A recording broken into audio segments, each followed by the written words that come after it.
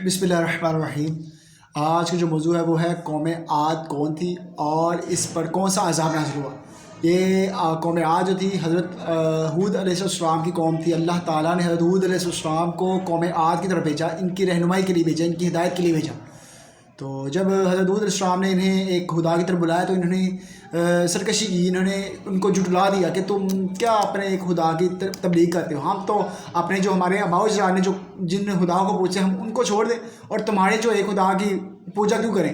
تو حضرت ہود علیہ السلام نے انہیں بڑا روکا، انہیں بڑا یعنی کہ انہیں عذاب الہی کی وعیدیں بھی سنائی کہ تم اگر میری بات نہ مانو گے تو اللہ تعالیٰ تم پر عذاب نازل فرمائے گا، تو جس سے تم بچ نہ سکو گے۔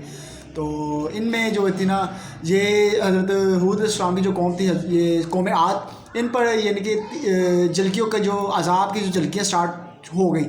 یہ 3 سال تک ان میں ان کے جو ان کا ایریا تھا قوم عاد جو تھی جہاں پر یہ مکین تھی، تو اس جگہ پر 3 سال تقریباً 3 سال بارش ہی نہیں ہوئی۔ تو قحط سالی ہو گئی، تو ہر بندہ یعنی کہ ایک ایک دانے کو کھانے کے لیے ترس گئے۔ تو ان کا یہ معمول تھا کہ یہ بیت اللہ میں یعنی کہ مکہ معظمہ بیت اللہ میں جاتے اور وہاں جا کے دعا مانگتے، تو یہ وہاں پر جا کے دعا مانگتے اور ان کی دعا قبول ہوتی۔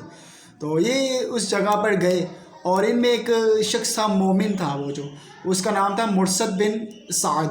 یہ مومن تھا، تو انہوں نے جب دعا مانگی نا، تو اس کا شخص جو تھا ایمانی جذبہ جو نا وہ ابھرا، اور اس نے کہا کہ جب تک تم اللہ پر ایمان لاؤ گے تو اب تک تم پر یہ عذاب نہیں ٹل سکتا۔ تو اس کی قوم تھی، اس نے اسے مار پیٹ کر قوم سے جو نا علیحدہ کر دیا، اور یہ دعا میں مگن ہو گئے۔ اور ایک دم نا 3 بدلی جو تھی نا، 3 بدلیاں یہ رونما ہوئی، اور جو اوپر سے یعنی کہ آسمان سے آواز آئی کہ اے لوگو، تم ان میں سے تینوں میں سے کون سی بدلی کو تم لینا چاہو گے۔ انہوں نے کہا ایک سفید تھی، ایک لال تھی اور ایک کالی تھی۔ تو انہوں نے کہا کہ کالی دے دیں، تاکہ ان کا خیال یہ تھا کہ کالی جو ہوگی نا، اس میں سے زیادہ نا نکلے گا، یعنی کہ زیادہ بارش ہوگی تو ہمیں زیادہ فائدہ ہوگا۔ تو حضرت ہود علیہ السلام نے کہا یہ تم پر اللہ تعالیٰ کا عذاب ہے۔ انہوں نے کہا کہ نہیں، تم جھوٹ بولتے، یہ تو اللہ تعالیٰ کی رحمت ہے، ہم پہ بارش نازل ہو رہی ہے۔ تو انہوں نے کہا ٹھیک ہے، دیکھ لیتے ہیں۔ تو ان میں یہ ہوا کہ جب یہ پہنچے اپنی جگہ پر، تو یہ ان کے ساتھ ساتھ ان کے قوم کی طرف بدلی بھی یعنی کہ رفتہ بڑھی، اور جب اس کے یعنی کہ یہ حال تھا کہ یہ اونٹوں کو اس کی سواریوں سمیت اڑا کر لے گئی، اور اس کی یعنی کہ پہلے آہستہ آہستہ یہ اس میں تھوڑی ہوا چلی، پھر آہستہ آہستہ اندھیری میں اور پھر اندھیری طوفان میں منتقل ہو کر ان پہ عذاب نازل ہوا۔ تو انہوں نے اس ڈر سے کہ اپنی جان کے ڈر سے اپنے جو سنگ مرمر کے جو بڑے انہوں نے محل بنائے تھے، اس میں دروازے بند کر دیے۔ تو دروازے بھی اکھاڑ کر اور محلوں کو پورا تباہ کر دیا، اور یہ اس قوم کا ایک بچہ بھی بچ نہ سکا۔